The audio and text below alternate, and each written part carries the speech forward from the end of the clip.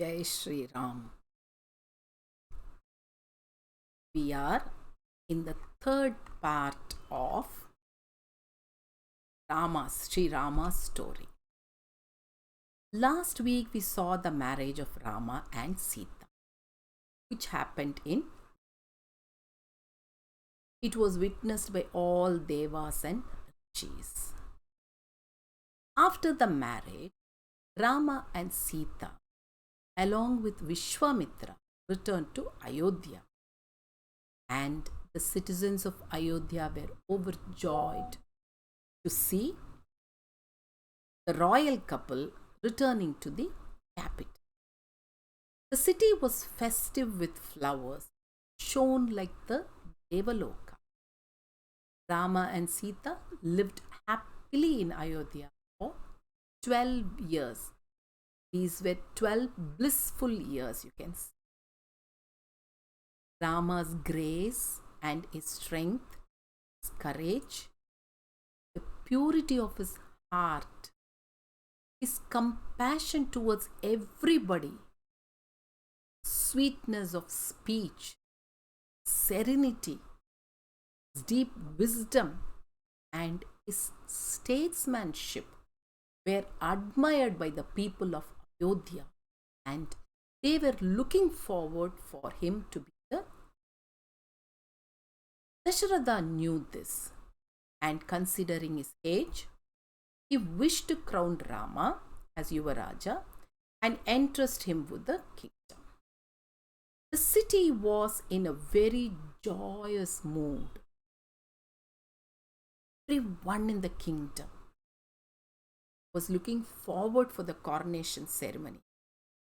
They thought it an occasion in their own lives and awaited for it with enthusiasm. Meanwhile, Kaikeyi, one of the queens, had a woman companion and confidential servant. She was hunchbacked. Her name was Mantara. Being a distant relation of the queen, she claimed great intimacy with Kaikeyi. In his childhood, Rama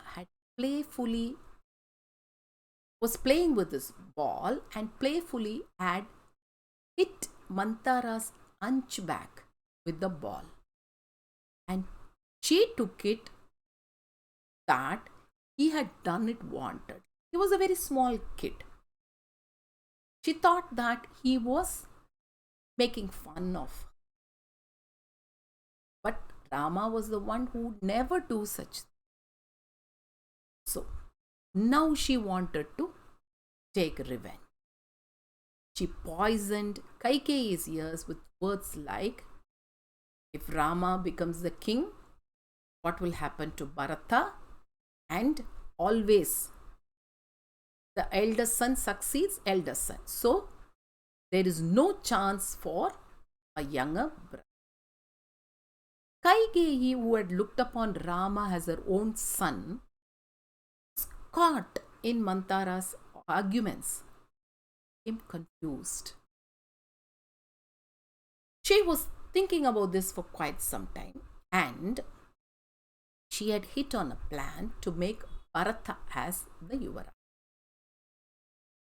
Long time back, in one battle where Dasharatha was almost about to lose his life,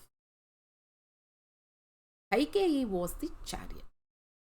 She drove his chariot, dark night, and took him to safety. She had removed the arrows from him, and she has tended the wounds, and he revived within a short time. And when Dasharatha became well, he was very happy with Kaikeyi and granted 2 boons. That time, Kaikeyi didn't have any use of a boon, so she just let it go. But now she thought of that, and she thought that she would make use. She asked Dasaratha to crown Bharata as the firstborn and to send Rama to live in the Dandaka forest for 14 years as the second.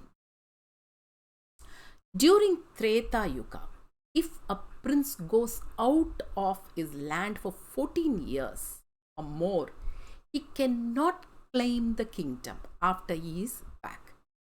Kaikeyi was very, and she very well knew that Rama, being the epitome of Dharma, will not ask to be crowned if he stays away from Ayodhya for 14. Kaikeyi put this to Dasharatha, but Dasaratha, hearing this, swooned. He fell unconscious. He could not even think of separating himself from Rama. He had begged her and asked her many things, was ready to give the whole kingdom, but she was not. Very soon, on the day when Rama was to be crowned as the king, this message was delivered to him. And he readily accepted this. He went to say bye to Sita, Lakshmana, Kaushalya, and the other queen also, Sumitra. But Sita and Lakshmana, they didn't want to be separated. And so they also accompanied him in the exile. They move on their exile from ashram to ashram. And finally they came to Chitrakoot.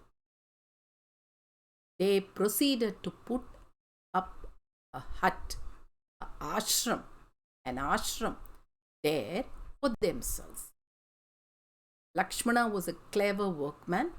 He soon constructed a strong ashram hut which was weatherproof, and he made it comfortable and convenient.